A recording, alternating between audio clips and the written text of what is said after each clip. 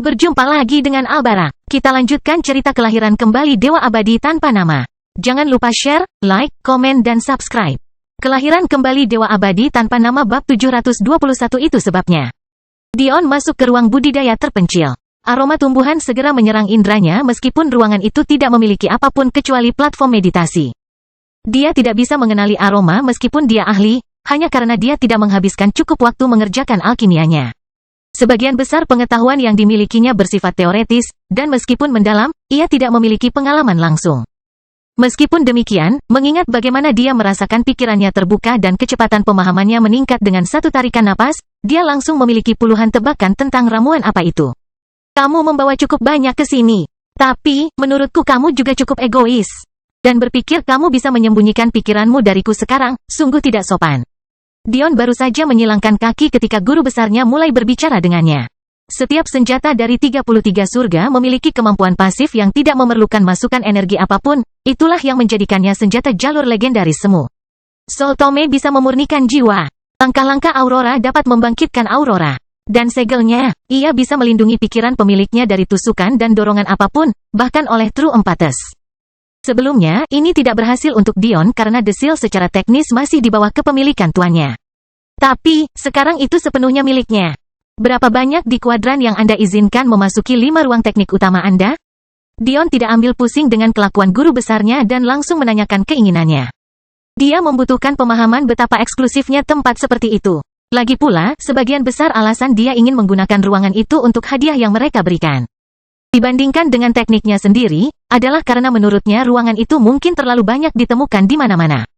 Coba pikirkan, jika hampir setiap orang jenius di seluruh kuadran bisa menggunakan 5 teknik guru agungnya itu sampai batas tertentu, itu tidak akan unik. Dan mungkin hal yang kurang dangkal adalah semua orang akan memahami seluk-beluk teknik tersebut, membuatnya lebih mudah untuk dilawan. Hal terakhir yang Dion inginkan adalah pasukan yang dapat diprediksi, terutama jika menyangkut Jenderal Iblisnya. Namun, ketika Dion mengingat kembali bagaimana Alidor membawa banyak basilis bersamanya saat pertama kali dia memasuki menara, namun mereka semua diusir. Dion berpikir mungkin itu lebih eksklusif daripada yang dia kira sebelumnya. Tidak, halo, tidak, bagaimana kabarmu? Tidak peduli pada orang yang lebih tua. Siapa yang mengajarimu sopan santun? Pak Tua, kamu sedang menguji kesabaranku. Apakah Anda tahu mengapa saya pergi selama 2 tahun? Sebenarnya guru besar Dion tidak tahu, dia tidak bisa membaca pikiran Dion saat ini. Dia harus menyelidiki yang lain untuk mencari tahu. Setelah beberapa saat, dia menyadari Dion telah koma selama beberapa tahun terakhir. Kamu beruntung seekor kecoa, bertahan dari hal seperti itu, bahkan aku tidak dapat mempercayainya. Pantas saja kenapa kamu begitu rewel. Dion tidak menanggapi perkataan guru besarnya secara langsung. Dia belum bisa meledak. Pertama-tama dia perlu mengetahui beberapa hal yang hanya bisa diberitahukan oleh guru besarnya kepadanya. Apakah Anda punya jawaban? Itu tergantung pada kekuatannya. Semuanya sangat sulit, namun beberapa masih memiliki keuntungan yang lebih tinggi daripada yang lain. Empati sejati hanya dapat dipelajari oleh segelintir orang. Hal ini tidak hanya membutuhkan bakat jiwa yang luar biasa, tetapi juga jiwa yang murni. Aku senang kamu membawa serta adik perempuanmu, dia benar-benar yang terbaik yang pernah kulihat. Sejujurnya, pintu tingkat dasar mungkin terlalu mudah baginya. Untuk gerbang Aurora, siapapun boleh masuk. Perbedaannya adalah seberapa banyak yang Anda peroleh, sekali lagi, dibatasi oleh bakat jiwa Anda. Aurora adalah salah satu teknikku yang paling halus. Sehingga mencapai tingkat penyatuan dengan kehendak alam semesta, inilah mengapa setiap orang terlahir dengan Aurora, baik yang terbangun atau tidak. Dalam istilah awam, guru besar Dion mencapai penguasaan suatu teknik setinggi mungkin, hanya mungkin jika teknik tersebut diciptakan sendiri dan memiliki nilai yang cukup tinggi. Meski begitu, ada persyaratan khusus lainnya yang tidak disadari Dion. Karena itu, pada dasarnya memungkinkan siapa saja untuk mempelajarinya. Namun, bagian tersulitnya adalah mempelajarinya dengan sempurna. Untuk gerbang permeasi ethereal, menurutku beberapa ribu orang dapat memahaminya. Sejujurnya, lebih dari yang saya kira sebelumnya. Namun, jumlah yang meningkatkannya menjadi sebuah niat kurang dari 100. Dan untuk Dao, kurang dari 5 sepanjang waktu. Saya tidak percaya satupun dari mereka ada di pesawat ini lagi. Sebenarnya, mungkin salah satunya. Sejujurnya saya tidak mencatat hal-hal ini. 2 kemampuan terakhir cukup istimewa. Belum lagi fakta bahwa hanya mereka yang benar-benar berbahaya untuk dipelajari. Secara teknis, permeasi ethereal juga berbahaya, tapi ini lebih tentang toleransi rasa sakit daripada yang lainnya. Namun, jika menyangkut 2 yang terakhir, tidak ada seorang pun di generasi pejuang ini yang pernah melewati lantai dasar sekalipun. Mereka mungkin mati, atau cukup pintar untuk menyerah. Kunci waktu adalah salah satu yang sudah kamu pahami. Namun menggunakan waktu akan seperti ini sama saja dengan mematahkan belenggu yang mengikatnya, sehingga mendobraknya ke dalam status hukum tertinggi sebagaimana mestinya. Kedengarannya bagus, tetapi belenggu itu ada karena suatu alasan. Sebenarnya ruangan itu hanya diberi judul Time Lock untuk menghalangi minat. Jika saya harus akurat dalam menamainya, kemungkinan besar judulnya mirip dengan permeasi ethereal. Mata Dion menyipit. Ketika guru besarnya mengatakan hal ini, dia langsung memikirkan tanggapan anehnya terhadap Jafari, yang kebetulan juga ahli waktu. Tapi, yang lebih penting lagi, dia memikirkan benda aneh yang disebutkan Zabia. Apakah akan lebih mudah digunakan setelah menguasai ruangan itu? Ini dikatakan, ruangan terakhir. Siklus reinkarnasi. Itu adalah ruangan yang aku menyesal menambahkannya sama sekali. Itulah alasan mengapa bahkan sebagai seorang transenden, saya buta. Kamu keras kepala, dan kamu tidak suka mendengarkan. Bahkan tanpa melihat pikiranmu saat ini, aku tahu kata-kataku hanya membuatmu ingin masuk lebih dalam. Aku tidak akan menghentikanmu. Lagi pula, keinginan terbesarku adalah agar salah satu muridku berhasil di saat aku gagal. Namun, jika ada satu nasihat dari saya yang Anda dengarkan, biarlah ini. Jangan masuk. Kelahiran kembali Dewa Abadi tanpa nama bab 722 Cinta Surga. Dion memikirkan kata-kata guru besarnya, tetapi pada akhirnya, tidak ada sedikit pun rasa takut memasuki hatinya. Mungkin dia cuek, atau mungkin dia tidak mudah takut, atau mungkin. Dalam kehidupan Dion, hanya ada satu kejadian yang membuatnya gemetar. Kenangan itu masih membekas di benaknya dan itu adalah rasa malu yang terpatri di hatinya. Meskipun dia pulih beberapa saat kemudian, itu hanya karena kemarahan yang dia rasakan terhadap entitas yang dirantai di dalam bumi. Bagaimana dia bisa mengandalkan hal seperti itu? Tidak. Dion merasa perlu untuk menenangkan hatinya. Dia tidak akan pernah membiarkan apapun membuatnya takut lagi. Saat kelemahan itu adalah sesuatu yang melekat pada jiwanya. Meskipun tidak ada orang lain yang akan meremehkannya karena hal itu, meskipun dia telah membalikkan keadaan dan menebusnya dengan keras. Baginya itu adalah penghinaan seumur hidup dan hal yang tidak akan pernah dia lupakan. Sesuatu yang akan dia lakukan. Izinkan untuk memberinya bahan bakar selamanya di masa depan. Tidak akan lagi. Tidak akan lagi. Kamu benar, aku mungkin tidak akan mendengarkanmu. Guru besar Dion menghela nafas. Dia bisa merasakan sesuatu dalam hubungannya dengan Dion telah berubah, dan dengan kecerdasannya, dia mungkin tahu apa itu, tapi dia tetap memutuskan untuk tetap diam untuk saat ini. Aku butuh bantuanmu untuk dua hal lagi. Tiba-tiba Dion berkata. Dengan itu, Dion mulai menjelaskan situasi Ellie. Itu terlalu aneh. Meskipun mereka semua memahami bahwa orang-orang dari daerah asal Ellie biasanya memiliki tingkat bakat yang sama, mereka juga tahu bahwa itu juga merupakan hasil dari sumber daya yang buruk. Tak perlu dikatakan lagi, Ellie jelas tidak memiliki masalah sumber daya, dia memiliki mitra Dao yang luar biasa, dan dia memiliki teman yang bersedia mendukungnya. Tidak masuk akal kalau bakatnya begitu buruk. Bahkan kakak perempuannya meningkat pesat dalam beberapa tahun terakhir. Menariknya lagi, tidak satu pun dari keanehan ini yang menyentuh fakta bahwa dia tampaknya kebal terhadap racun dan pil. Untuk alasan yang jelas, Ellie tidak menguji kekebalan ini, tetapi waktunya bersama Kevesitas seharusnya bisa menjadi indikator yang cukup. Setelah mendengar ini, guru besar Dion terdiam cukup lama. Bahkan, ia menghabiskan waktunya mengamati Ellie yang saat ini berada di luar dengan senang hati membantu Clara dan Alidor membagikan pil pembersih budidaya. Temanmu, untuk pertama kalinya, lelaki tua itu terdiam. Dia tidak tahu bagaimana Dion mengumpulkan sekelompok orang di sekitarnya. Jenderal iblisnya adalah salah satu anak muda paling berbakat yang pernah dia lihat. Dan, dari pengamatannya, masing-masing metode budidaya memiliki kejeniusan unik yang belum pernah dilihatnya. Butuh beberapa saat baginya, tetapi ketika dia menyadari bahwa dia tidak mengenali metode kultivasi ini karena metode tersebut diciptakan dari awal, dia tidak dapat mempercayai mata atau pikirannya. Lalu ada istrinya, belum lagi Ri dan Madeline yang sama-sama memiliki dua benih keyakinan yang paling banyak dicari oleh wanita. Ditambah dengan fakta bahwa konstitusi tingkat dewa mereka tidak tertandingi di seluruh alam semesta, bahkan Clara sendiri adalah bakat yang konyol. Tidak semua orang bisa menjadi monster yang sama dengan Dion. Fakta bahwa Clara memiliki jiwa panggung Yayasan Puncak sudah cukup untuk menimbulkan keributan. Itu bahkan belum lagi fakta bahwa konstitusi tubuhnya satu atau dua tingkat lebih tinggi dari Ri dan Madeline sekarang, mengingat asal-usulnya adalah Yin primordial. Bahkan tidak ada kebutuhan untuk berbicara tentang Alidor, yang jiwanya sama berbakatnya dengan Clara, atau Delia, yang konstitusi tubuhnya tidak kalah dengan Ri atau Madeline, atau Zabia. Yang sejujurnya, memiliki potensi untuk membuka warisan yang setara. Dengan time lock miliknya, kaisar mana yang tidak akan ngiler melihat kumpulan bakat ini? Bahkan memiliki segelintir dari mereka dapat membangun sebuah dinasti, namun Dion menyembunyikan satu dinasti lagi.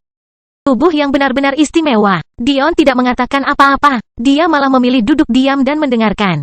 Saya yakin Anda pernah mendengar tentang berkah surga.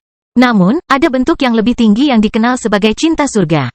Mereka yang menerima berkah surga dikaruniai nikmat alam semesta. Namun alam semesta tidak akan pernah melanggar aturannya sendiri bagi orang-orang ini, tidak peduli seberapa besar manfaatnya bagi mereka. Dion mengangguk. Meskipun dia belum bangun pada saat itu, Raja Naga telah menceritakan kejadian tersebut kepadanya karena dia penasaran dengan berapa banyak meridian yang telah dia isi selama terobosannya. Tampaknya alam semesta ingin lebih membantu Dion, tetapi berhenti melakukannya. Mereka yang memiliki cinta surga itu berbeda. Hanya mereka saja yang bias ditiru oleh alam semesta, hanya saja mereka diperlakukan seperti anak-anak alam semesta. Hal ini jelas menimbulkan banyak pertanyaan bagi Dion. Jika Ellie begitu disukai, mengapa budidayanya begitu buruk? Saya tahu apa yang pasti Anda tanyakan, lanjut Guru Agung Dion, tetapi, masalahnya tidak sesederhana kelihatannya. Bayangkan alam semesta sebagai orang tua, namun terlalu protektif. Jika Anda adalah orang tua yang terlalu protektif dan hanya memiliki satu, atau sangat sedikit anak, apakah Anda akan membiarkan mereka hilang dari pandangan Anda?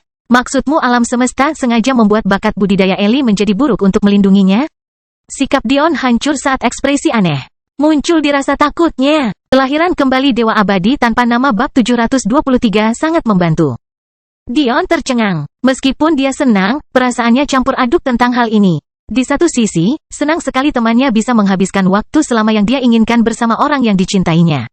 Di sisi lain, dia memahami karakter Ellie. Itu akan menggerogoti hatinya jika dia tidak bisa berguna, terutama ketika istrinya sedang berperang demi dia. Bagi seseorang seperti Ellie, fakta bahwa alam semesta melindunginya berarti dialah yang harus melindungi orang lain. Dia akan kecewa, kata Dion dengan suara lembut. Seseorang yang tidak bisa mati sampai dia meninggal karena sebab alamiah akan kecewa dengan hal seperti itu? Orang tua, yang mendekati akhir hidupnya, tidak dapat memahami hal seperti itu. Seseorang bisa berjalan dan membelah Ellie menjadi dua dan alam semesta akan memperbaikinya kembali seolah-olah tidak terjadi apa-apa. Faktanya, itu mungkin akan membuat Ellie juga merasakan sedikit rasa sakit. Kamu tidak mengerti. Hal seperti ini tidak akan membuat Ellie bahagia kecuali dia mengetahui bahwa seseorang yang dia sayangi memiliki kemampuan seperti itu. Tidak, kamu tidak mengerti. Dia mungkin orang paling berguna yang Anda miliki di sini. Alam semesta tidak hanya melanggar aturannya dalam hal hidup dan mati Ellie, ada aspek lain yang juga terkena dampaknya.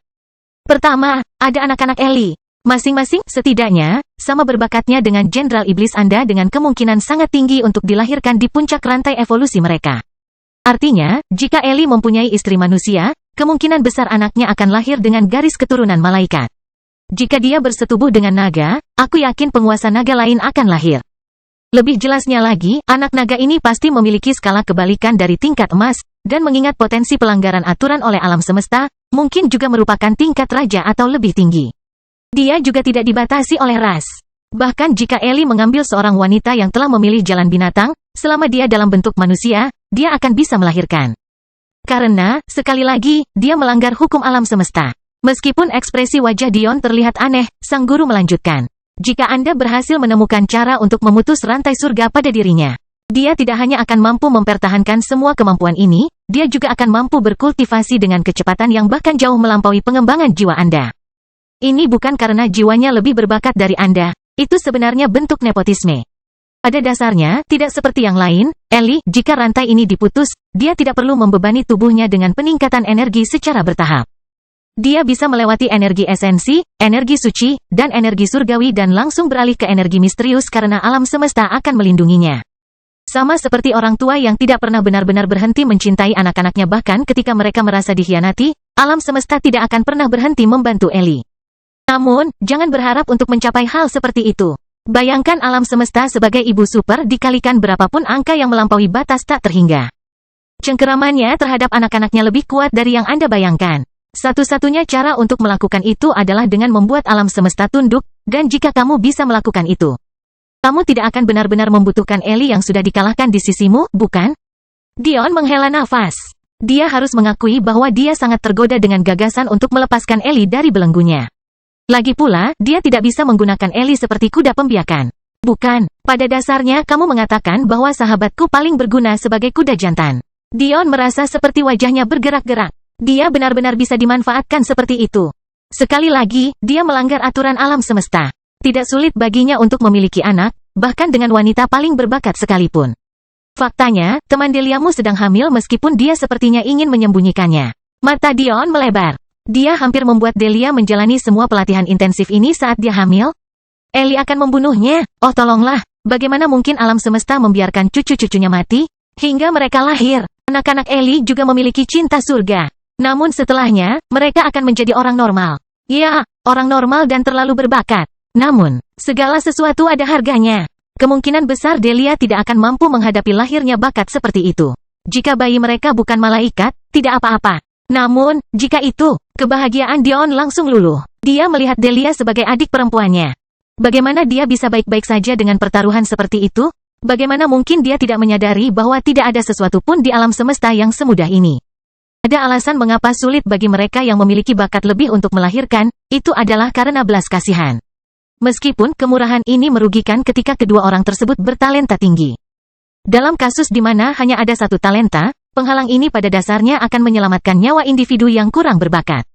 Tapi, Ellie benar-benar melanggar aturan tersebut. Tanpa ia sadari, ia telah membahayakan nyawa istrinya. Guru besar Dion segera merasakan kegelisahannya, jadi dia tidak bertele-tele. Pada akhirnya, Dion, dia masih bayi. Meski masih sulit, selama dia menjadi surgawi sebelum melahirkan, dia bisa bertahan. Juga, karena kita semua mengetahui situasinya sekarang, kita bisa membantu. Tidak semua bentuk memperpanjang kehamilan itu sehat. Faktanya, hal ini bisa sangat merugikan. Namun, itu hanya jika jamu dan pilnya tidak memiliki kualitas yang cukup tinggi. Kita bisa menundanya selama ratusan tahun dan tetap sehat. Dion menghela nafas lega. Baru-baru ini dia mengetahui tentang Ibu Delia dan bagaimana dia memperpanjang kehamilannya dan bagaimana hal itu hampir merenggut nyawanya. Tapi, kata-kata guru besarnya meyakinkannya. Selain itu, ada dua kemampuan anak surga lainnya yang belum saya ceritakan kepada Anda yang akan sangat membantu. Kelahiran kembali Dewa Abadi tanpa nama bab 724 bom waktu berdetak. Dion menjadi bersemangat ketika mendengar ini, memusatkan perhatiannya pada suara guru besarnya. Yang pertama adalah Ellie dapat memberikan bagian lain dari cinta surganya melalui darah dan jiwanya. Padahal seharusnya istrinya sudah menerima sebagian, ini akan sangat membantu budidayanya. Hal ini juga akan mengurangi kesulitan kesengsaraannya ketika dia mencapai tingkat kesucian dan seterusnya. Melalui cara yang sama, jika Ellie hadir, dia bisa memaafkanmu karena harus ikut serta dalam kesengsaraan. Apa? Dion hampir melompat dari posisinya. Kamu harus sangat berhati-hati dalam menggunakan metode ini. Kakek guru Dion mengingatkan dengan tegas. Dia sudah tahu apa yang ingin dilakukan Dion. Dia telah menahan diri untuk tidak menyerap inti energi selama ini karena masalah kesengsaraan surgawi, jadi saat dia menemukan jalan keluarnya, dia ingin segera mendapatkan manfaat darinya. Tapi, seperti yang dikatakan guru besar Dion sebelumnya, segala sesuatu ada harganya. Jika Anda menggunakan Ellie dengan cara ini, dan jika karena alasan apapun dia tidak dapat hadir selama kesengsaraan Anda berikutnya, kilat surgawi akan meningkat setidaknya 100 kali lipat dari sebelumnya. Ini menjadi 10.000 kali lipat jika Anda menggunakan Ellie 2 kali, dan dia tidak dapat berada di sana untuk ketiga kalinya. Apakah kamu mengerti? Ketika Dion mendengar ini, dia berpikir keras sekali lagi. Dia tahu Ellie tidak akan pernah mati, tapi bukan berarti dia tidak bisa ditangkap. Itu juga tidak berarti Dion tidak bisa ditangkap juga. Dion sudah menyadari bahwa terkadang, mustahil untuk menekan kultivasi lebih lama lagi. Jika dia menghabiskan waktu lama jauh dari Ellie pada waktu yang salah, keadaan bisa menjadi lebih buruk. Saya mengerti. Bagus. Namun darahnya tetap berguna. Itu dapat meningkatkan kualitas senjata, pil, bahkan tanaman. Tergantung kualitas bahannya tentunya. Pada dasarnya, ini meningkatkan banyak hal secara maksimal. Karena Anda mungkin sudah terbiasa sekarang, Anda harus memahami bahwa ada batasan dalam hal ini juga. Tergantung pada bahannya, jumlah darah yang dibutuhkan bervariasi. Jika Ellie ingin meningkatkan 33 senjata surga Anda, dia akan membutuhkan ribuan kali lipat jumlah darah di tubuhnya saat ini. Jadi, sebaiknya Anda tetap berpegang pada hal-hal sederhana. Aku yakin kamu cukup pintar untuk menemukan kegunaan baik yang tidak membuat temanmu koma selama separuh hidupnya. Kamu bilang ada 2 hal. Tapi semua ini berada di bawah satu payung besar. Hal kedua adalah sedikit pemahaman oleh alam semesta. Mereka yang diberkati dengan cinta surga bisa hidup jutaan tahun, namun akan sangat menyedihkan jika mereka tidak memiliki kekuatan. Dengan demikian, anak-anak surga akan selalu memiliki satu keterampilan yang melampaui orang lain. Anda bisa menyebut mereka savants, tanpa kerugian mental. Aku yakin kamu sudah tahu apa kemampuan temanmu Ellie. Mata Dion menajam. Ketertarikannya pada tanaman dan berkebun. Ini lebih dari sekadar mengesankan. Saya melihat bahwa Anda sudah memperhatikannya. Meskipun Anda memiliki susunan alkimia, tidak semua tanaman dapat disulap secara ajaib. Atau, lebih tepatnya, tidak semuanya bisa disulap menjadi keadaan yang berguna bagi Anda. Ada pil yang membutuhkan tanaman yang telah ditempa dengan hal-hal yang sangat spesifik yang tidak dapat ditiru oleh formasi penciptaan alkimia. Jika Anda terus menggunakan metode seperti itu untuk alkimia Anda, pada akhirnya Anda akan mencapai kemacetan. Dion juga memahami hal ini. Dia tidak bisa menggunakan susunannya dengan baik untuk meniru, katakanlah, usia. Itu adalah hal pertama yang dia pikirkan. Jika resep pil membutuhkan tanaman berumur 1000 tahun, mustahil untuk meniru hal seperti itu. Leher botol ini juga ada untuk tanaman yang dipelihara dengan inti jurang. Kecuali Dion memahami keinginan inti jurang tertentu itu hingga mencapai puncak dao, dia tidak akan bisa menirunya. Mengingat tidak mungkin mempelajari setiap keinginan yang ada, terutama pada tingkat seperti itu, jelas betapa pentingnya hal ini bagi para ahli tanaman dan tukang kebun. Saat ini, resep pil yang paling banyak diminta Dion adalah tanaman tingkat umum. Namun, ketika dia meningkat dan memasuki peringkat yang lebih tinggi, hal itu akan berubah. Mengetahui semua ini, Dion menghela nafas lega. Temannya tidak akan jatuh ke dalam depresi, meratapi ketidakbergunaannya. Faktanya, Ellie mungkin berada di urutan kedua setelah Dion dalam hal pentingnya kerajaan mini kecil mereka saat ini. Namun ada hal lain di hati Dion yang dia simpan sendiri. Pada hari ketika dia bisa meremehkan segala sesuatu yang ada, dia akan melepaskan belenggu yang dipasang alam semesta pada temannya dan membiarkannya terbang melintasi langit.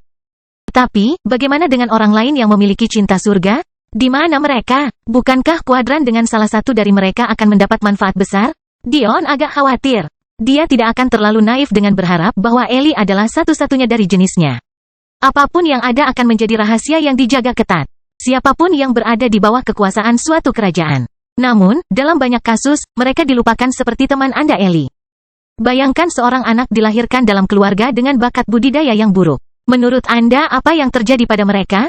Dion segera mengerti. Dalam kebanyakan kasus, anak seperti itu akan dipandang rendah, bahkan mungkin tidak diakui. Namun, mereka yang memiliki cinta surga dapat bertahan hidup apapun. Jadi, ketika mereka menyadari bahwa tahun-tahun telah berlalu, dan mereka tidak menjadi tua, barulah mereka menyadari bahwa mereka istimewa.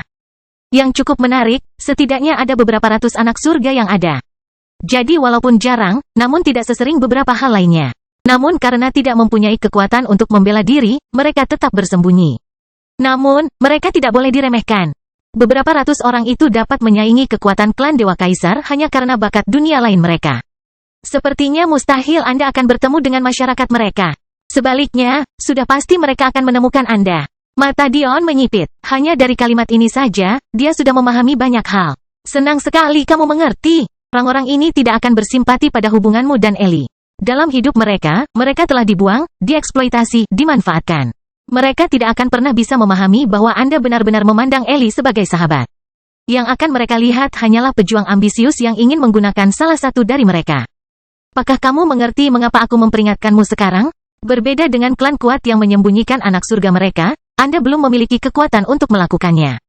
Setiap kali Ellie keluar dari menara ini, dia dalam bahaya. Faktanya, mengingat keterampilan anak-anak surga itu, bahkan menara ini tidak dapat menghentikan mereka untuk membawanya pergi. Mereka akan mengetahui dia ada. Mungkin itu akan memakan waktu 10 tahun. Mungkin 100. Mungkin beberapa hari. Tapi, mereka akan mengetahuinya. Dan jika kamu sudah menerima restu Ellie dan meminta dia menghilangkan kesengsaraan untukmu, hidupmu akan seperti bom waktu. Kelahiran kembali Dewa Abadi tanpa nama bab 725 suatu hari. Dion menarik napas dalam-dalam. Namun, tidak seperti yang diduga, Dion tidak kecewa dengan kenyataan bahwa dia hanya bisa menggunakan Ellie untuk waktu yang singkat. Apa dia kesal? Orang-orang ini belum bertindak, tetapi guru agungnya mengatakan kepadanya bahwa secara praktis mereka akan melakukannya. Karena mereka sudah mengambil keputusan, Dion sudah mengambil keputusannya. Dia tidak akan membiarkan mereka mengambil sahabatnya hanya karena mereka pikir mereka mengerti apa yang terbaik untuknya. Ellie punya istri di sini, seorang anak di sini, sebuah keluarga di sini. Jika mereka berani mencoba dan mencabik-cabiknya, meskipun mereka tidak bisa dibunuh, Dion akan memberi mereka kehidupan yang lebih buruk daripada kematian. Dion mengatur napasnya. Sepertinya musuhnya bertambah satu. Hanya ada satu hal terakhir. Ibu istriku, bagaimana cara menyelamatkannya? Dion tahu dia tidak perlu menjelaskan banyak hal. Guru besarnya kemungkinan besar hanya akan memeriksa ingatan Ri untuk memahami situasinya. Itu memang situasi yang sulit. Bagi kebanyakan orang, mereka tidak berdaya. Tapi, Anda memiliki akses ke Dao Alkimia Arai. Dengan itu, ada jutaan resep pil kuno yang sudah lama hilang. Bersamaan dengan itu juga datang informasi pemeliharaan tanaman yang menurut teman Anda Ellie akan sangat berguna. Pil yang Anda butuhkan adalah pil setingkat komet. Meskipun, mengingat standar menyedihkan saat ini, mereka mungkin melihatnya sebagai pil tingkat bintang. Guru Dion menambahkan ini dengan jijik karena dia mungkin baru saja melihat fakta bahwa seorang alkemis tingkat bulan di Nora bahkan tidak bisa membuat pil tingkat master. Bagaimanapun, pil tersebut dikenal sebagai pil pemecah penghalang. Kegunaannya tidak hanya sebatas kebutuhan ibu mertua saja, namun bisa membantu tanpa efek samping apapun. Terima kasih. Nikmati acaranya. Dion tidak menjelaskan perkataannya lebih jauh, dia langsung bangkit dan menuju pintu keluar ruang budidaya. Meskipun Dion tidak bisa melihatnya, wajah guru besarnya cukup rumit. Pada akhirnya, dia berhasil memanggil Dion sekali lagi. Tunggu, tunggu. Dion membeku ketika dia hendak mencapai pintu. Punggungnya lurus dan hampir sepi. Tapi, detak jantungnya berkata lain. Dia bukan murid pertamaku. Dia yang kedua bagi saya. Saya tidak bisa menjelaskannya lagi, saya hanya bisa mengatakan bahwa saya minta maaf. Dion terdiam lama. Tapi, pada akhirnya, bahu dan punggungnya yang kaku menjadi rileks saat dia mengangguk. Tanpa sepatah kata pun, dia meninggalkan ruangan. Segera setelah itu, Dion duduk di sebuah ruangan bersama orang-orang yang paling dipercayanya. Selain Delia dan Ellie, ada istrinya dan Ava. Ketika berita seperti ini harus dijelaskan, dia ingin memberitahukannya kepada orang sesedikit mungkin. Namun, dia tahu bahwa Delia dan Ellie juga membutuhkan struktur dukungan emosional di sekitar mereka. Delia tersipu malu ketika Dion menyebutkan fakta bahwa dia hamil. Dan setelah Ellie dengan penuh kasih memarahinya karena menyembunyikannya, dia pun cukup senang. Namun, ketika Dion menjelaskan situasinya selanjutnya, emosi mereka tampak berfluktuasi dengan liar setelahnya, terutama ketika Dion menyebutkan kemungkinan Ellie akan dibawa pergi suatu saat nanti. Meskipun saya ingin percaya pada rasionalitas orang-orang, dan bahwa mereka benar-benar mengutamakan kepentingan Anda, saya tidak bisa. Jelas Dion, kemungkinan besar, mereka menggunakan kedok untuk membantu Anda melakukan hal yang seharusnya mereka lawan. Jika tidak ada alasan bagi mereka untuk membawa Anda pergi dengan paksa. Segalanya tidak bertambah. Wajah Ellie pucat, tapi dia masih mengangguk perlahan. Dia melihat siapapun yang akan mengambilnya dari istri dan anaknya sebagai musuh. Jelas bagi siapapun yang berotak bahwa utopia bagi anak-anak surga ini sebenarnya sama ambisiusnya dengan organisasi lain manapun. Dan, mengingat mereka tidak bisa mati sampai waktu alami mereka tiba, siapa yang tahu seberapa banyak perencanaan yang telah mereka lakukan dan seberapa dalam akar mereka? Untuk saat ini, mari fokus pada hal yang baik. Dion tersenyum sambil menepuk bahu Ellie. Ini mungkin terdengar aneh, tapi dalam beberapa dekade Anda akan bisa menggendong bayi Anda. Saya akan memberi mereka kesempatan terlebih dahulu. Senyuman Dion menghilang sebelum niat membunuh yang kuat menurunkan suhu di dalam ruangan secara drastis. Tapi, jika mereka berani mengacaukan kebahagiaanmu, aku tidak peduli sudah berapa tahun mereka hidup atau seberapa dalam akar mereka. Aku akan menghancurkan mereka dan membawamu pulang. Mata Ellie berkilau saat darahnya mendidih. Dion adalah satu-satunya orang dalam hidupnya yang membantunya tanpa membutuhkan imbalan apapun. Dia menyelamatkannya dari Darius Storm.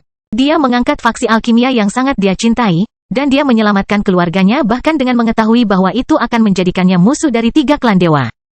Sekarang, Ellie akhirnya punya kesempatan untuk membayar kembali Dion. Dia tidak dapat menghitung berapa malam dia tidur, memikirkan bagaimana agar tidak menjadi beban. Untuk pertama kalinya dalam hidupnya, dia merasa punya tujuan. Ellie tidak mengatakan sepatah kata pun, tapi matanya menyampaikan segalanya. Dia dan Dion memiliki pemahaman yang diam-diam. Melihat sekeliling ruangan, Dion tiba-tiba merasa sedih. Selama 20 tahun ke depan, saya tidak yakin seberapa sering saya akan bertemu Anda semua. Uji coba bagi pengguna kunci bukanlah lelucon, tapi jika aku tidak melakukannya, aku tidak akan bisa bertemu muka dengan kalian. Suara Dion agak serak seolah kata-kata yang diucapkannya adalah kata terberat yang pernah ada. Dia tahu betul bahwa pemegang kunci tidak memiliki kewajiban untuk mengambil uji coba tingkat puncak untuk memanjat menara, namun, Dion tidak berniat mengambil jalan pintas. Sebenarnya, dia bahkan tidak tahu apakah 20 tahun akan cukup bagi seseorang untuk menyelesaikan uji coba tersebut. Dia bisa melihat kesedihan di mata istri-istrinya, tapi dia hanya bisa menarik mereka bertiga ke dalam pelukannya.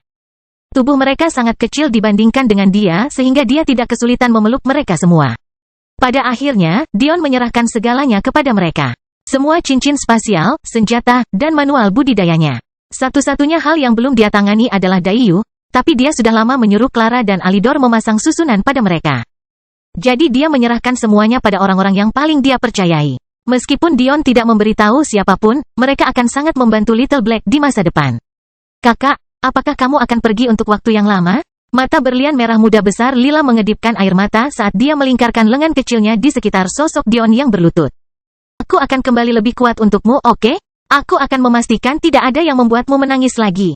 Lila kecil tidak berkata apa-apa, tapi dia tidak bisa berhenti mengusap pipinya yang kecil dan lembut ke leher Dion, membuatnya berlinang air mata.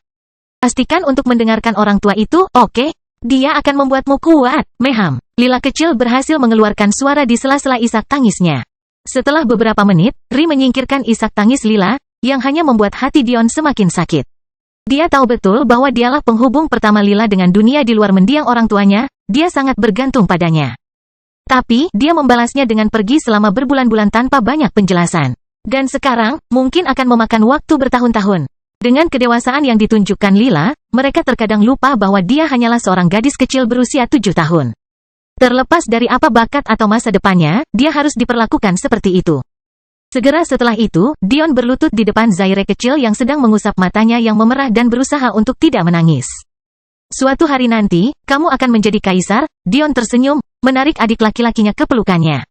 Tapi untuk saat ini, pastikan untuk menikmati masa kecilmu ya. Biarkan kakak menangani semuanya. Jika Anda sudah siap, kita akan menguasai dunia bersama-sama. Ketika Zaire mendengar ini, dia tidak bisa menahannya lagi dan mulai menangis. Dengan kata-kata terakhir yang diucapkan dan pelukan terakhir yang diberikan, Dion menghilang. Dion tidak mengetahuinya sekarang, tetapi selama beberapa dekade berikutnya. Momen-momen terakhir yang disayangi bersama orang-orang yang dicintainya akan menjadi satu-satunya yang tersisa untuk melekat pada kemanusiaannya. Kelahiran kembali Dewa Abadi tanpa nama bab 726 diizinkan. Dion segera berdiri di dunia yang samar-samar, dipenuhi kabut hitam pekat. Satu-satunya hal yang dipenuhi dengan cahaya apapun adalah 7 pintu, yang mengeluarkan kabut tebal, tetapi juga diterangi oleh cahaya emas gelap samar di sekitar tepinya. Tidak banyak pemikiran bagi Dion untuk memahami apa sebenarnya pintu-pintu ini, lagi pula, dia telah mempersiapkan diri untuk ini sejak dia mengetahui rahasia menara epistemik. 4 pintu paling kiri adalah tingkat yang tersedia bagi pengguna non-kunci. Mereka dipecah menjadi Viscount, Earl, Marquesses dan Duke. Tidak perlu banyak usaha untuk memahami mengapa para Duke dan Duchess begitu bangga dengan bakat mereka. Selain pengguna kunci, mereka telah berhasil melewati uji coba puncak dari sebagian besar uji coba yang tersedia. Namun, Dion tidak meluangkan waktu sedetik pun di pintu ini. Sebenarnya dia tidak punya kewajiban untuk memasukkan pintu pemegang kunci, tapi apakah dia benar-benar Dion Sacharo jika dia santai saja? Tidak. Dia tidak berpikir untuk melakukan hal itu bahkan untuk saat-saat tertentu. 3 pintu paling kanan paling menarik perhatian Dion. Ini dibagi menjadi Raja, Kaisar, dan Dewa. Menurut pengetahuan Dion, sebenarnya pengguna non-kunci bisa memasuki pintu Raja dan Kaisar.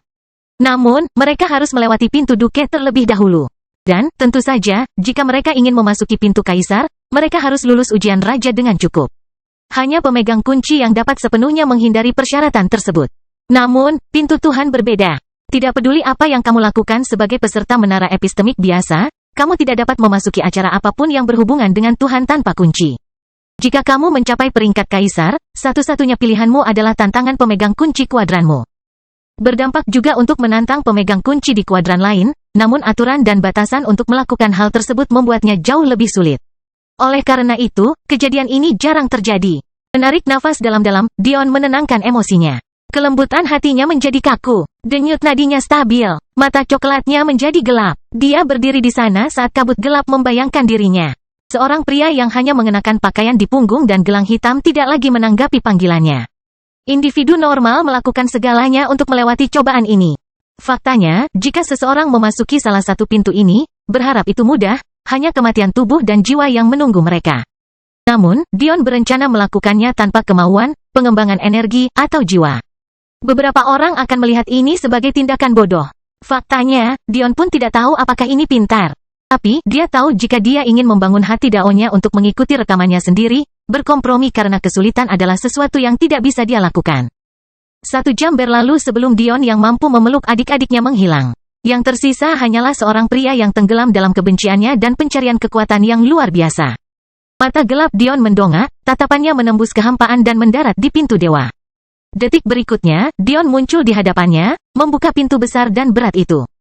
Yang dia tinggalkan ke dunia luar hanyalah punggung kesepian yang diukir dengan tato rumit. Guru besar Dion menyaksikan ini dari jauh, akhirnya memahami apa yang dimaksud Dion dengan sebuah pertunjukan. Jarang sekali seseorang melangkah ke uji coba tingkat dewa, tetapi melakukannya dalam kondisi Dion adalah tingkat kegilaan yang lain.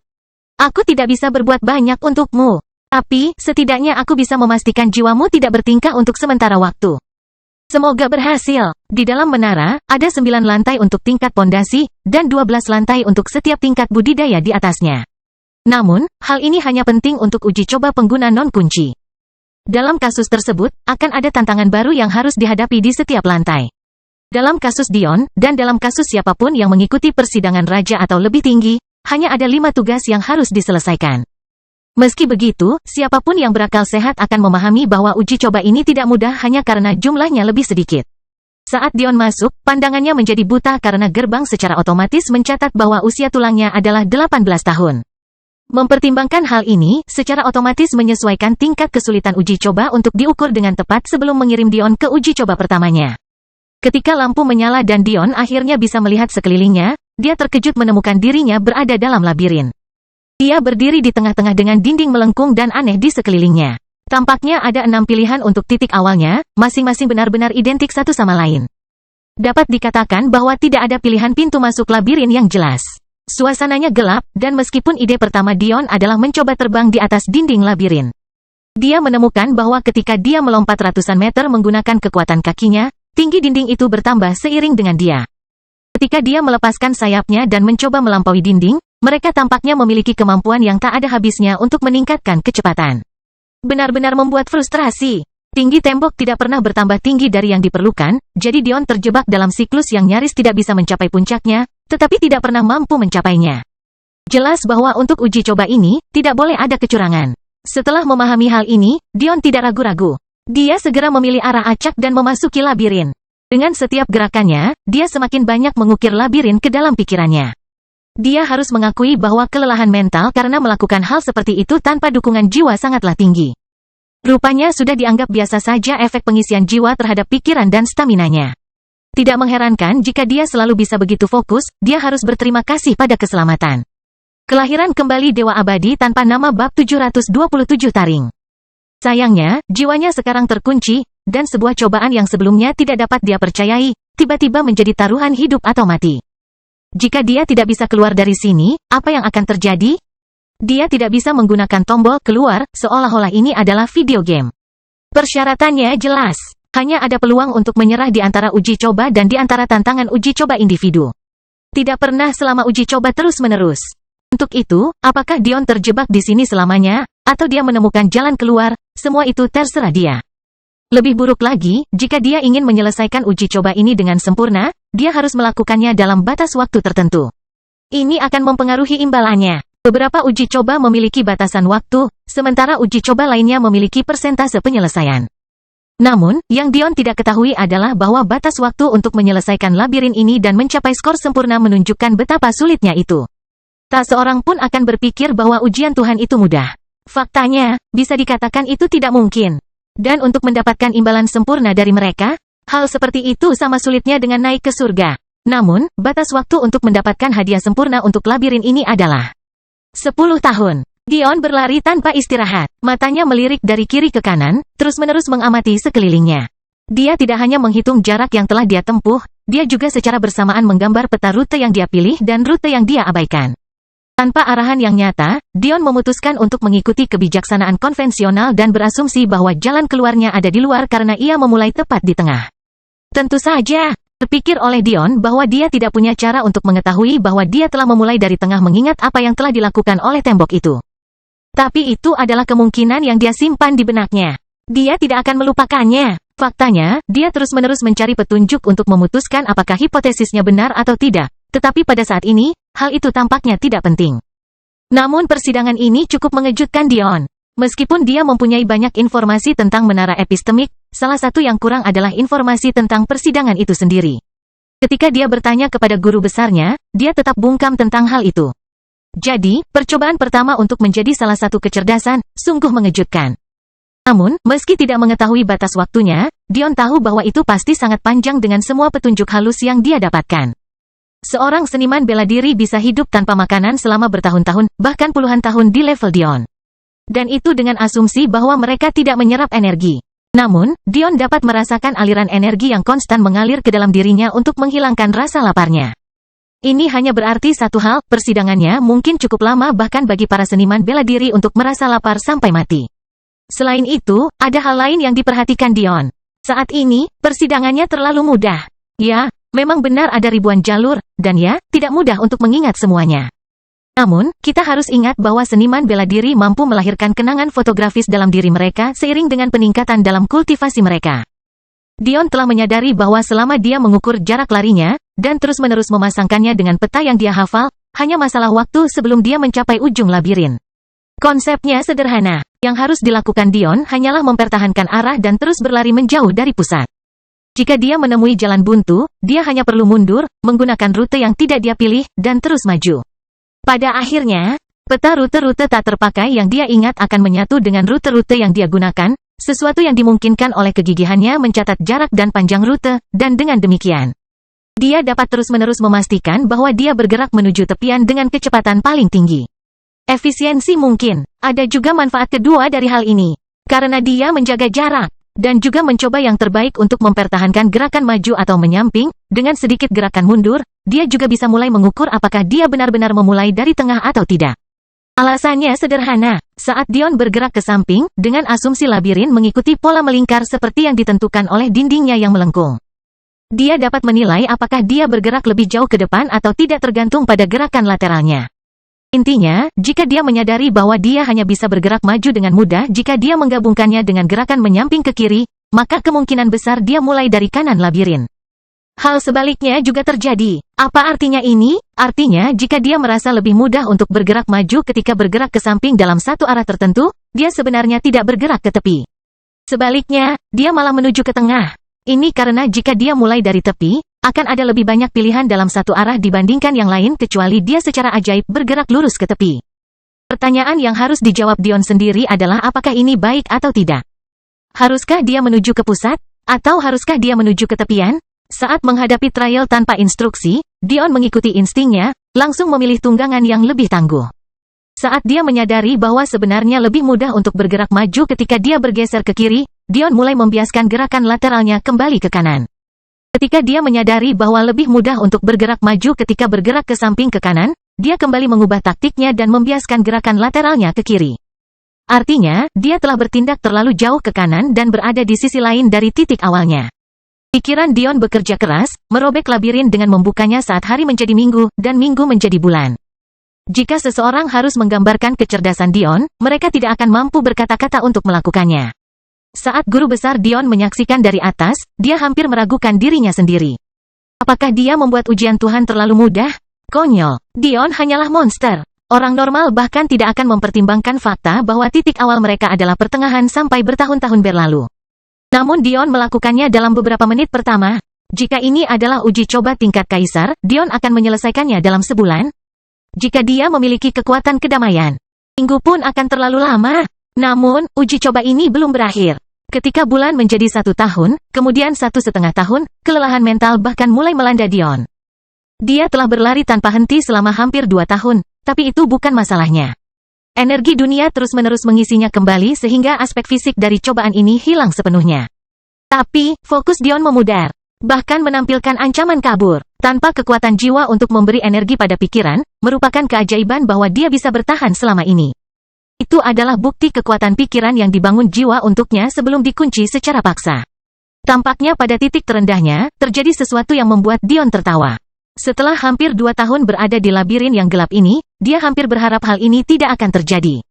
Tapi, siapa yang tahu kalau cobaan ini akan menunggu sampai dia berada pada kekuatan terakhirnya untuk melakukan trik ini. Saat Dion bergerak memasuki celah di dinding, lubang itu bergeser.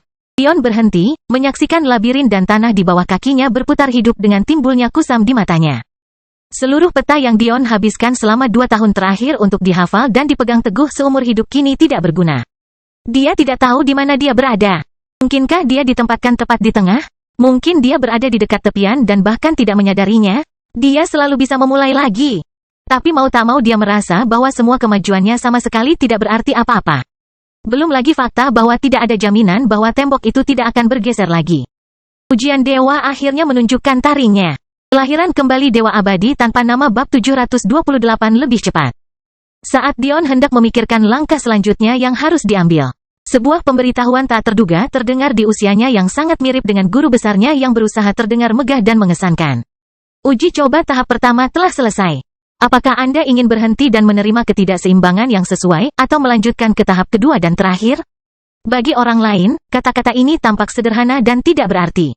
Faktanya, banyak orang mungkin memilih untuk berhenti.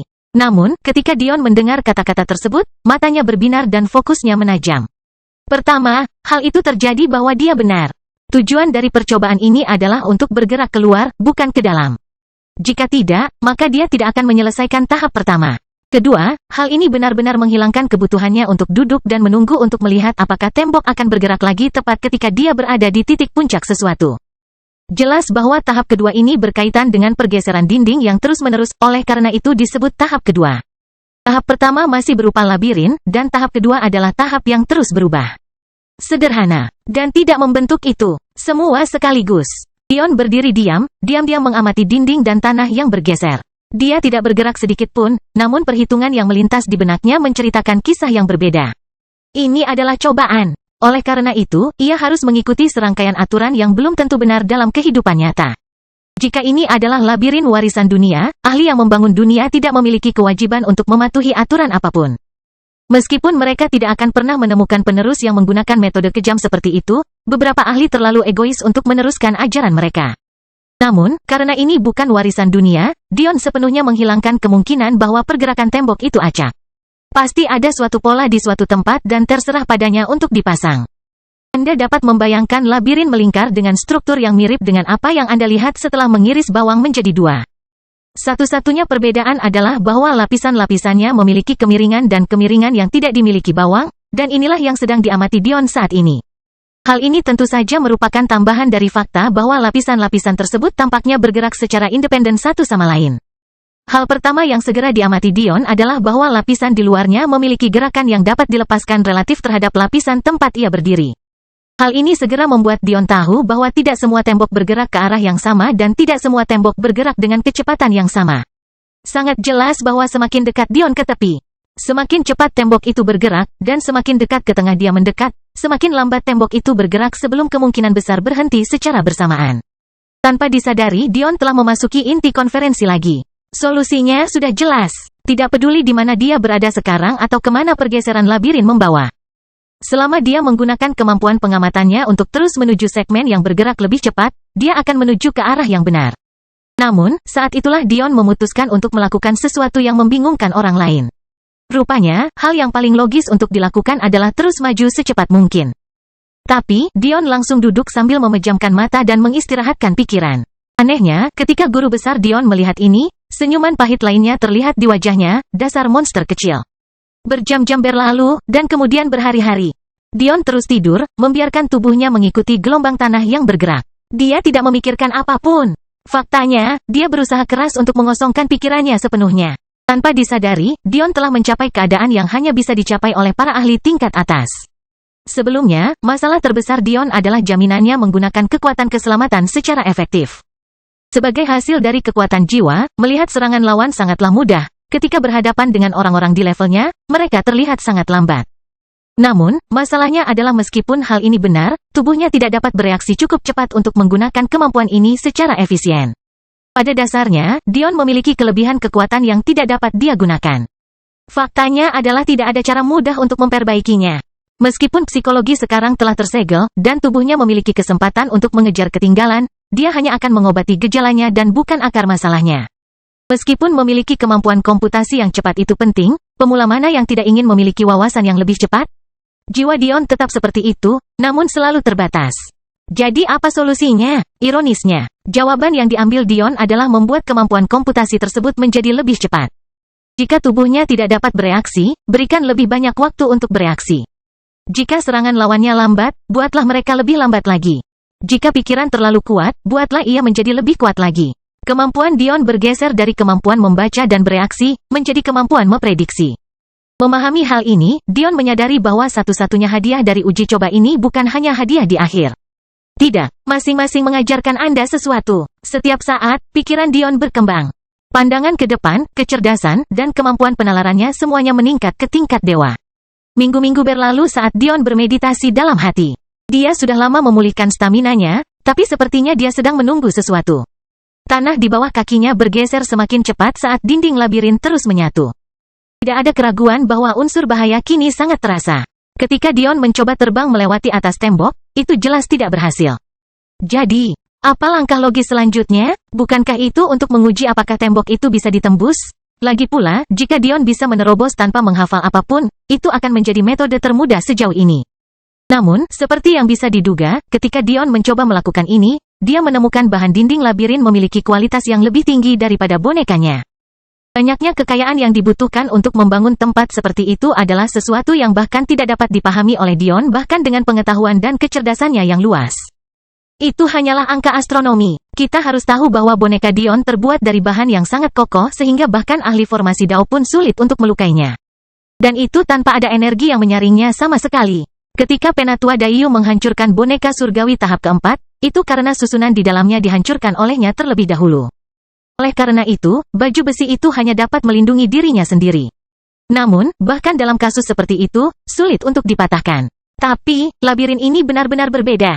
Bukan hanya materialnya yang bermutu lebih tinggi, mengingat energi yang terus-menerus dimasukkan ke dalam Dion untuk mencegah rasa laparnya, dan fakta bahwa seluruh labirin bergerak. Orang dapat membayangkan jumlah energi yang tersedia untuk itu. Semua ini diperhitungkan, mustahil bagi Dion untuk berpikir untuk menggaruk dinding labirin ini. Awalnya, orang mungkin tidak melihat ada masalah dengan hal ini, terutama karena dindingnya sendiri tidak bergerak saat uji coba ini dimulai. Namun, bukankah mereka sudah pindah sekarang? Untuk bergerak maju, Dion tidak punya pilihan selain berlari menembus tembok yang bergerak ini karena mereka terus bertambah cepat dan semakin cepat. Bahkan saat dia berdiri sekarang, tembok itu sudah bergerak dengan kecepatan hampir 100 km per jam. Berapa kecepatan yang akan dicapai menjelang akhir? Namun, Dion duduk bersila, menunggu. Tidak bergerak satu inci pun karena dinding di sekelilingnya dan tanah terus bergerak lebih cepat. 100 km per jam, 150 km per jam, 200 km per jam, 199,99999 km per jam. Mata Dion langsung terbuka, sayapnya terbentang begitu dia merasakan kecepatannya turun bahkan dalam hitungan menit. Dion langsung menjadi kabur. Meski sayapnya tidak lagi ditopang oleh kekuatan jiwanya, kehebatan tubuhnya sudah cukup untuk mencapai kecepatan yang tidak nyata. Tubuhnya berputar di udara, berputar pada sudut yang mustahil, menghindari dinding yang terus bergerak yang mengancam nyawanya. Kelahiran kembali Dewa Abadi tanpa nama bab 729 gerakan. Tentu saja ada cara untuk mengatasi kegilaan Dion. Saat labirin mulai bergerak, Dion segera mengamati bahwa lapisan selanjutnya bergerak lebih cepat daripada lapisan tempat dia berdiri. Namun, bukan itu saja yang dia amati. Meskipun tidak kentara, Dion juga memperhatikan sedikit perlambatan pada kecepatan pergerakan lapisan tempat dia berdiri. Faktanya, perubahannya begitu halus sehingga bahkan guru besar Dion pun memujinya karena menyadarinya begitu cepat. Ketika Dion menyadari hal ini, dia memutuskan untuk bertaruh. Setelah Dion menyadari bahwa lapisan yang lebih dekat ke tepi bergerak lebih cepat dibandingkan lapisan lainnya, pengamatan yang jelas adalah karena lapisannya turun perlahan. Itu berarti lapisan tersebut bergerak menuju pusat. Namun, Dion memutuskan untuk tidak bergerak sama sekali. Tampaknya ini adalah hal terburuk yang harus dilakukan dalam situasi ini. Bagaimana jika labirin itu mencoba membatalkan semua pekerjaan yang telah Anda lakukan? Bukankah sebaiknya Anda segera berusaha dan melawannya secepat mungkin? Namun, Dion berpikir lebih dari itu. Mengingat labirin itu berbentuk lingkaran, dilihat dari lekukan dindingnya, bukankah itu berarti ada kemungkinan bahwa setelah selesai melambat, kecepatannya akan bertambah kembali, dan ketika mencapai kecepatan puncaknya, bukankah itu berarti Dion semakin dekat ke tepian daripada sebelumnya? Dion tahu ini pertaruhan. Selalu ada kemungkinan ketika lapisan yang dia masuki mencapai 0 km per jam, lapisan itu akan berhenti, meninggalkan Dion terdampar di tengah. Tapi, persepsi dan nyali Dion mengatakan hal berbeda. Jadi, Dion duduk bermeditasi, memperhatikan setiap menit perubahan dalam labirin, dan begitu dia menyadari lapisan di belakangnya semakin cepat, dia tahu bahwa dia telah membuat pilihan yang tepat. Meskipun Dion tidak mengetahuinya sekarang, dia telah berdagang dalam waktu tunggu berminggu-minggu selama 20 tahun. Kenyataannya adalah bahwa batas waktu 10 tahun untuk mendapatkan hadiah sempurna seharusnya tidak mungkin dicapai kecuali Anda dapat menembus labirin dengan sempurna. Karena ukuran labirin ditentukan berdasarkan usia orang yang masuk, maka labirin tersebut selalu disesuaikan sehingga membutuhkan waktu 25 tahun untuk menyelesaikannya. Namun, Dion tidak hanya menyelesaikan segmen 5 tahun hanya dalam waktu 1,5 tahun, ia juga menyelesaikan segmen 20 tahun dalam 3 bulan. Kecepatan Dion meningkat ke level lain. Tidak ada kegembiraan di matanya saat melihat pintu keluar.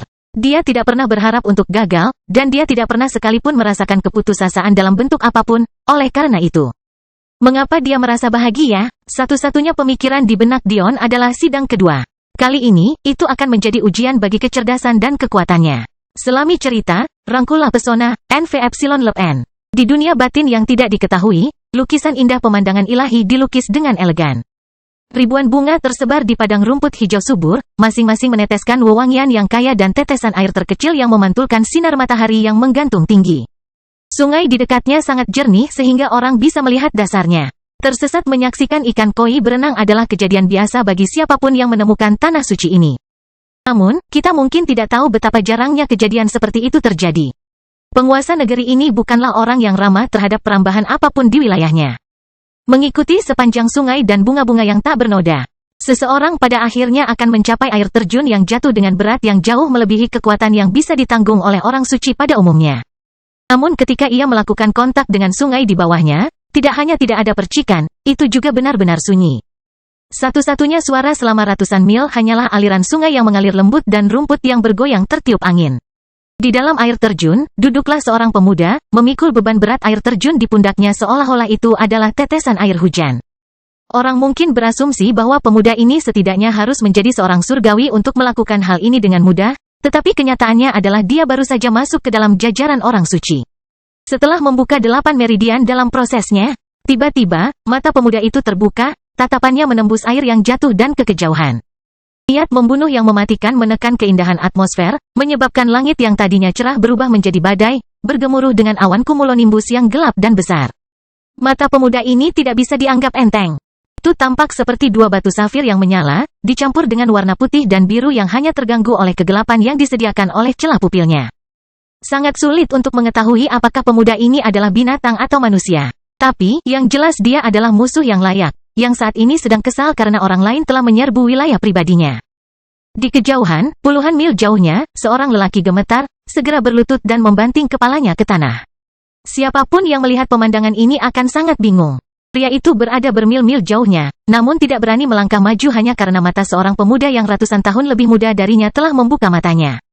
Langit terus menjadi gelap, bergulung-gulung dengan gelisah saat sambaran petir merobek langit, diikuti oleh gemuruh guntur yang begitu dahsyat hingga bumi sendiri bergetar. Berbicara, suara pemuda itu bergemuruh seiring dengan guntur. Dia tidak suka diganggu, tetapi agar orang ini berani datang ke sini, bahkan dengan kehancurannya sendiri, dia memahami bahwa sesuatu yang sangat penting telah terjadi. Saya minta maaf karena mengganggu, Tuan Muda Falkor yang terhormat, tapi ada sesuatu yang memerlukan perhatian Anda. Pemuda itu tetap diam. Dia tahu dia tidak perlu kembali lagi. Hanya ada sedikit hal yang dia izinkan untuk diganggu oleh siapapun. Oleh karena itu, pria yang berlutut juga harus memahami bahwa jika informasi ini tidak sepenting hal-hal itu, dia sudah mati. Ada pergerakan pada peringkat. Tekanan tak berbentuk muncul dari langit, menghantam punggung pria yang melemahkan itu. Tulang belakangnya terancam patah karena benturan. Tidak mungkin mempertahankan posisi tergeletaknya karena letaknya di tanah. Bumi retak, menenggelamkan manusia lebih jauh ke dalamnya. Sepertinya pemuda itu bermaksud menghancurkan bawahannya untuk ditempel. Mengapa dia peduli dengan perubahan peringkat normal? Apakah dia benar-benar diganggu karena hal seperti itu? Jika faksinya tidak diserang oleh orang-orang yang dia anggap sebagai lawan yang layak. Dia tidak peduli. Tuan Muda, tolong. Pria itu meronta, memproyeksikan suaranya keluar. Ini bukan peringkat normal, ini pergerakan peringkat uji coba dewa. Ketika pemuda itu mendengarnya, dia berhenti. Mungkin dia bertindak terlalu gegabah, ini memang berita yang layak. Pergerakan peringkat hanya berarti satu hal, seseorang yang baru saja menyelesaikan setidaknya 3 atau 4 uji coba Tuhan. Pemuda itu tidak akan pernah berpikir hal seperti itu mungkin terjadi setelah menyelesaikan satu percobaan saja. Lagi pula, konsep seperti apa yang dimiliki seseorang untuk mengubah peringkat setelah hanya menyelesaikan 20% uji cobanya sendiri? Itu berarti kinerja mereka dalam satu uji coba sangat luar biasa sehingga peringkat mereka sudah lebih tinggi daripada mereka yang menyelesaikan uji coba secara keseluruhan. Kelahiran kembali Dewa Abadi tanpa nama bab 739 tahun. Kemungkinan ini tidak pernah terlintas dalam pikiran pemuda itu. Namun, ketika dia mendengar informasi kedamaian berikutnya, kemungkinan yang dia buang keluar jendela tiba-tiba muncul kembali dengan kekuatan penuh. Tuan Muda, bukan itu saja. Ada juga pergerakan pada tablet rekaman pertama. Apa? Pria itu gemetar dari posisinya yang menyedihkan, merasakan kemarahan pemuda itu. Karena hanya adanya pergerakan pada tablet rekaman pertama hanya berarti satu hal. Siapapun yang satu ini hanya menyelesaikan satu percobaan. Tuan muda, berbicara. Falkor kehilangan kesabaran. Dia mengalahkan rekor teratas sebelumnya untuk Eternity Maze dengan selisih 9 tahun. Informasi baru ini mengirimkan gelombang tidak hanya melalui pemegang kunci tingkat dewa, tetapi juga melalui faksi dan kuadran mereka. Kita harus tahu, bagi siapapun yang mencoba uji coba tingkat dewa adalah kejadian langka. Tentu saja, selalu ada beberapa lusin per generasi yang bisa dicoba. Bagaimanapun, mereka semua sombong dalam kekuatan mereka. Bagaimana mungkin mereka tidak berpikir bahwa mereka memiliki kemampuan yang tidak dimiliki pendahulunya? Namun, jika seseorang benar-benar menyebabkan perubahan pada peringkat ujian dewa, itu adalah hal yang konyol. Kenyataannya adalah peringkat dewa hanya berisi mereka yang belum melampaui batas. Namun, rekor peringkatnya berisi 100 teratas sepanjang masa. Ini berarti bahwa sejak awal keberadaan menara epistemik, Dion telah mengalahkan yang terbaik selama hampir 1 dekade. Bahkan sekarang, hanya ada 3 pemegang kunci yang berada di menara saat ini yang berhasil masuk ke dalam daftar eksklusif. Nah, sekarang jumlahnya menjadi 2. Nama Demon Sage Dion Sacharo menorehkan dirinya di posisi pertama, berdiri mendominasi di atas peringkat Eternity Maze. Namun, ini bukanlah satu-satunya hal yang mengejutkan. Tidak mengherankan jika tidak ada yang pernah mendengar nama Demon Sage Dion Sacharo sebelumnya. Lagi pula, dengan triliunan prajurit di seluruh kuadran, siapa yang bisa berbangga karena mengetahui setiap nama keluarga atau klan yang ada? Jadi, tidak mengenali nama Sacharo tidak berarti apa-apa. Yang mengejutkan adalah perubahan peringkat kuadran. Nama Celestial Kuadran telah terseret ke dalam lumpur. Setelah kehancuran Sekte Rusa Surgawi, kuadran bertingkat yang pernah mendominasi peringkat 20 besar perlahan-lahan dilupakan oleh sejarah. Ini mungkin terdengar tidak mengesankan, tetapi kita harus ingat bahwa jumlah kuadran dulunya berjumlah ribuan. Tentu saja, kini hanya tersisa yang terkuat. Bagaimanapun, mereka harus selamat dari serangan Dark Phoenixes. Secara keseluruhan, kuadran langit dulunya adalah kuadran yang berada di puncak kosmos. Namun, dalam beberapa tahun terakhir, ia mengumpulkan debu di tempat ke-100, bahkan tidak menghasilkan satu pun orang jenius. Faktanya, tidak ada seorang pun yang mendengar kabar dari pengguna kuncinya. Tepat ketika semua orang mulai melupakan kuadran ini, tiba-tiba kuadran ini melonjak ke atas, tidak berhenti hingga stabil di posisi ke-81.